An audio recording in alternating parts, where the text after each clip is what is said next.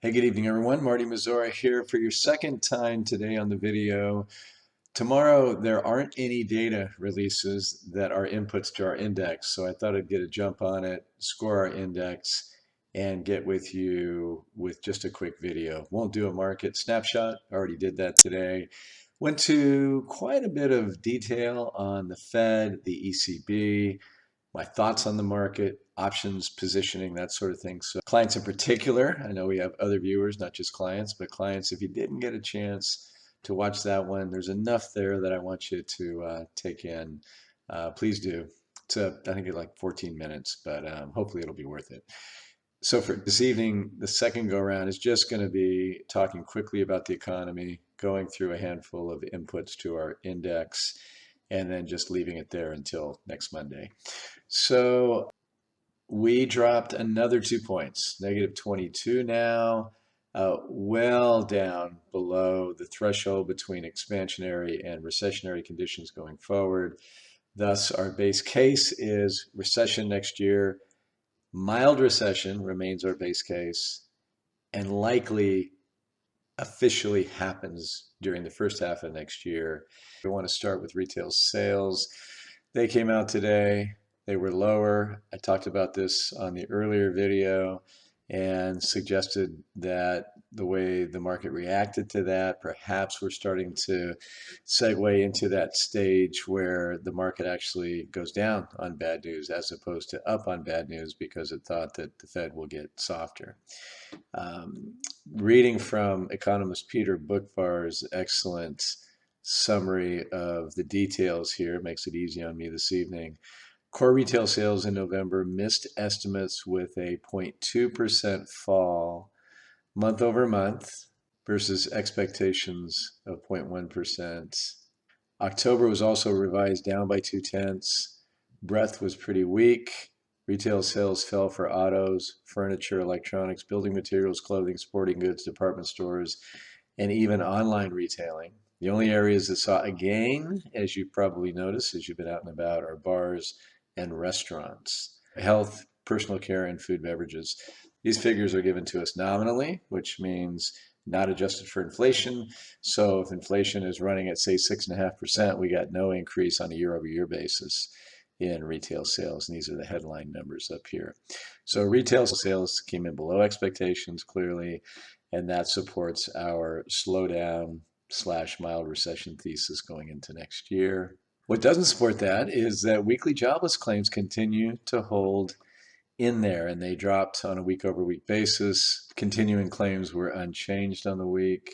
Small business optimism, I wrote about that when that came out yesterday. I offered up a second blog post yesterday as well, and I titled it The Feel from Small Businesses.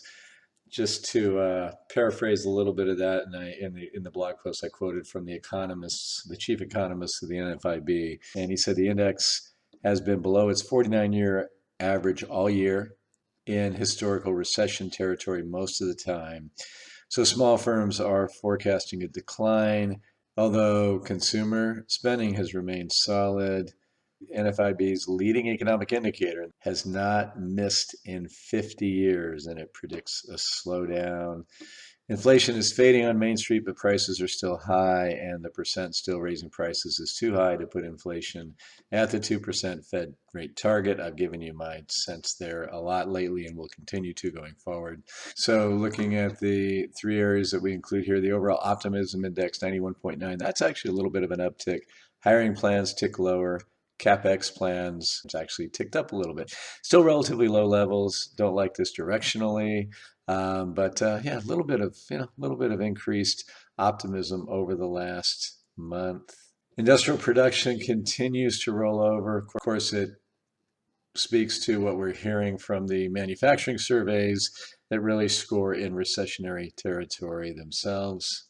Commercial and industrial loans actually ticked up just a little bit this last month, so that was a positive, or at least it didn't add to the negative move in our index. CPI came out Tuesday, and boy, did the market react to that. So it came in softer than expected, and allow me once again to borrow from the good Mr. Bookvar.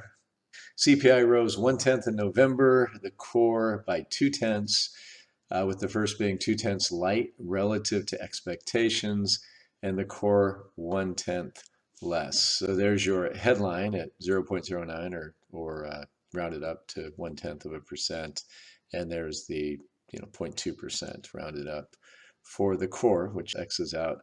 Food and energy, the core was up by 6%, and that was 1/10 less than anticipated, down from 6.3% the prior month. Food prices were up 0.5% on the month, 11% year over year. Energy prices did pull back by 1.6% on the month, but still up 13% year over year. With China on the road to fully reopening, expect energy prices to rebound and food prices to stay elevated. And we've explored herein recently how inflationary and how bullish for commodity prices, a full-on reopening next year of China would be. Services inflation, when you X energy, was up 0.4% month on month, 6.8% on the year, and that's a fresh 40-year high. So this is kind of what the market digested the next day, and into Powell's testimony and into the ECB today, which I already talked about on the previous video, is that when you take out healthcare, for example, services inflation is still pretty hot. Now, it says two things. It says that the consumer is still out there doing stuff, not necessarily buying stuff, right? And that's a good economic sign that they're out there and they're spending a little money. The fact that the savings rate is down to, I think, what was it last week we looked at it, 2.3%, which is like epically low, multi-decade low, and credit card debt is beginning to rise, should have us a bit concerned about the sustainability of all this spending on services that's going on going forward. So that's definitely is going to be a topic of conversation for us here in the weeks and months to come. Once again, we'll look at the U.S. Economic Surprise Index. Remember, this is how the data is coming out relative to what economists had forecast. Rolling over almost down there below the zero line, which would mean the data is coming in worse than economists expected, still just a little bit better, which tells us economists in the aggregate are somewhat pessimistic out there these days, and our data says they should be. And then lastly, I like to show something from the market's perspective in terms of what's going on out there.